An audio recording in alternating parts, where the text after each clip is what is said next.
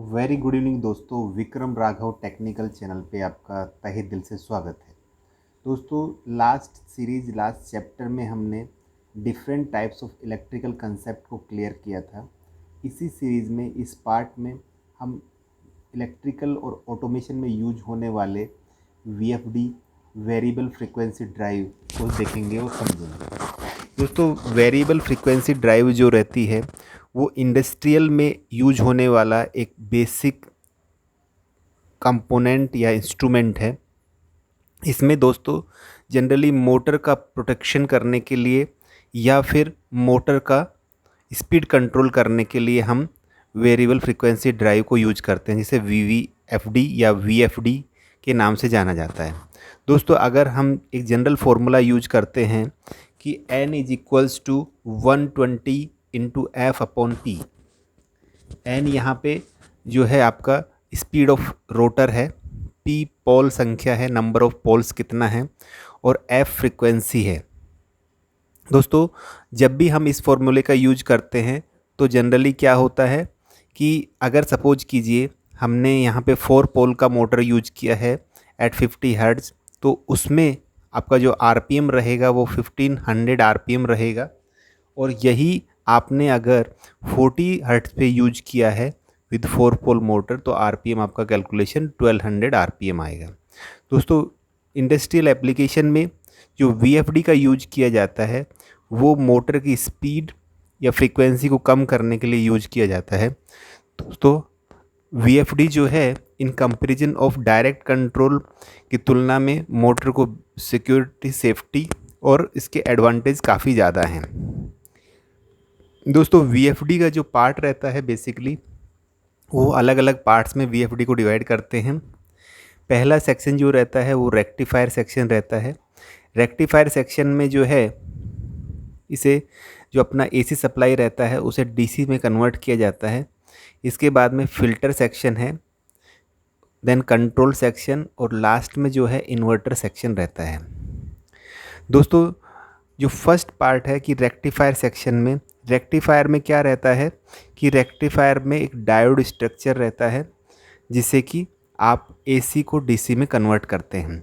दोस्तों, अभी जो रिसेंट में हम यूज करते हैं वो IGBT insulated gate bipolar transistor use करते हैं, जिसकी सहायता से 3 फेज एसी को डीसी में कन्वर्ट किया जाता है।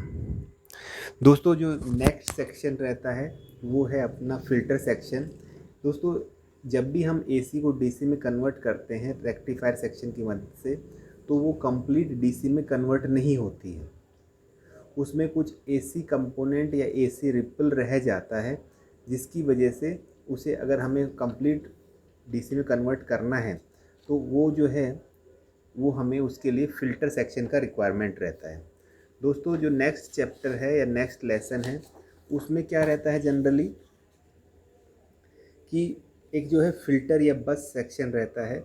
इसमें फ़िल्टर या बस सेक्शन का यूज जो है वो फ़िल्टर्ड एसी को कंप्लीट डीसी में कन्वर्ट करने के लिए किया जाता है। दोस्तों देखिए, जो फ़िल्टर्स हैं वो बेसिकली आपका स्मूथ आउट द वेवफॉर्म करते हैं। दिस सेक्शन में जो है एसी कंपोनेंट को डीसी वेवफॉर्म से रिमूव किया जाता है ताकि एक प्योर डीसी मिल सके। इसके लिए हम जो यूज करते हैं वो कैपेसिटर यूज करते हैं ताकि हमें प्योर डीसी मिल सके। दोस्तों, जब भी हम 3 फेज एसी वोल्टेज को यूज करके डीसी में कन्वर्ट करते हैं तो उसका जो आउटपुट रहता है वो 650 से लेकर 680 वोल्ट के बीच में रहता है। और इस फिल्टर सेक्शन के बाद में हमें कंप्लीट प्योर डीसी मिलना चालू हो जाता है। दोस्तों, जो नेक्स्ट सेक्शन रहता है वो है इन्वर्टर सेक्शन। दोस्तों, इन्वर्टर सेक्शन में क्या होता है, इन्वर्टर सेक्शन जो है बेसिकली आपको डीसी वोल्टेज को एसी वोल्टेज में कन्वर्ट करता है with variable voltage and frequency. दोस्तों, जो स्टार्टिंग सेक्शन है वो आपका रेक्टिफायर सेक्शन है। यहाँ इसके बाद में फ़िल्टर सेक्शन है, और ये जो सेक्शन है इसे आप इन्वर्टर सेक्शन कहते हैं। इन्वर्टर सेक्शन में डिफरेंट जो होती हैं इन्वर्टर स्विचेस होते हैं जो कि पोजीशन के हिसाब से ओपन या क्लोज होते हैं। जब ये ऊपर के स्विचेस क्लोज होते हैं तो हमें जो सेक्शन मिलता है वो एसी आउटपुट वोल्टेज मिलता है। इसी तरह जब नीचे के जो स्विचेस क्लोज होते हैं तो हमें जीरो आउटपुट मिलता है। दोस्तों ये जो सेक्शन है वो IGBT है, जिसका कि यूज करके हम DC को AC में कन्वर्ट करते हैं। दोस्तों जब हम किसी भी AC को DC में कन्वर्ट करते हैं या DC को AC में कन्वर्ट करते हैं तो जो फ्रीक्वेंसी होती है वो टाइम के इन्वर्सली प्रोपोर्शनल होती है।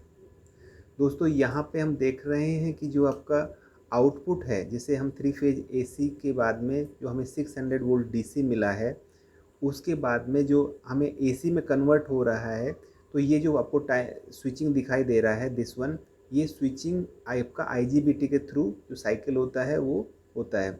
इस स्विचिंग टाइम को आप अपने अकॉर्डिंगली चेंज कर सकते हैं, मतलब जो AC का मैग्नीट्यूड होता है उसे कम या ज़्यादा करके हम उसे कंप्लीट DC में कन्वर्ट कर सकते हैं। दोस्तों इस तरह से 3 सेक्शन मिलकर एक VFD को कंप्लीट करते हैं। दोस्तों VFD का जो है इंडस्ट्रियल में वर्ल्ड वाइड यूज है। VFD का बेसिकली कहाँ यूज किया जाता है? इंडस्ट्रीज़ में जहाँ पे भी आपको मोटर से रिलेटेड, सपोज कीजिए कन्वेयर का सिस्टम है आपका इंडस्ट्रीज़ में, तो वहाँ पे आपको अगर कन्वेयर की स्पीड कम ज़्यादा करना है तो VFD का यूज करेंगे। मोटर का स्पीड कम ज़्यादा करना है तो VFD का यूज करेंगे। लिफ्ट और एस्केलेटर्स में VFD का यूज होता है। रेलवे, DMRC, LMRC में भी VFD का यूज किया जाता है। दोस्तों VFD के एडवांटेज क्या क्या हैं? VFD का एडवांटेज है कि आपका एनर्जी सेविंग होता है। आप अपने अकॉर्डिंगली या एप्लीकेशन के अकॉर्डिंग मोटर की स्पीड को, पंप की स्पीड को कम या ज़्यादा कर सकते हैं। दूसरा है कि पावर फैक्टर जो रहता है उसे हम इम्प्रूव कर सकते हैं। मोटर जो स्टार्टिंग में झटका लेके स्टार्ट होती है, यानी स्टार्टिंग स्मूथ कर सकते हैं। जब हमें पावर का रिक्वायरमेंट कम या ज़्यादा हो तो हम उसके अकॉर्डिंग अपने आप मोटर को सेट कर सकते हैं। मोटर को जो है अगर रिवर्सल करना है, रिवर्स घुमाना है, तो वो भी हम VFD से कर सकते हैं। डिफरेंट टाइप का अगर प्रोटेक्शन चाहिए हमें, शॉर्ट सर्किट, ओवरलोड प्रोटेक्शन, अर्थ लीकेज प्रोटेक्शन, तो उस केस में भी हम मोटर का यूज कर सकते हैं। अगर एसिलरेशन, डीएसिलरेशन टाइम को हम मोटर की स्पीड से VFD से चेंज कर सकते हैं। और एक इसका सबसे बड़ा एडवांटेज है कि हाई स्टार्टिंग टॉर्क अगर हमें चाहिए तो हम इसका VFD का यूज करते हैं।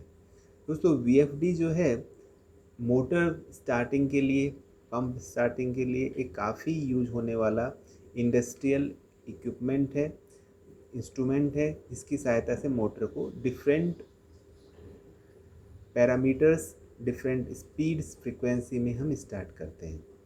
दोस्तों थैंक यू वेरी मच। आपको इस चैनल पे सब्सक्राइब कीजिए, लाइक कीजिए और अपने कमेंट फॉरवर्ड कीजिए। थैंक यू वेरी मच दोस्तों, वंस अगेन।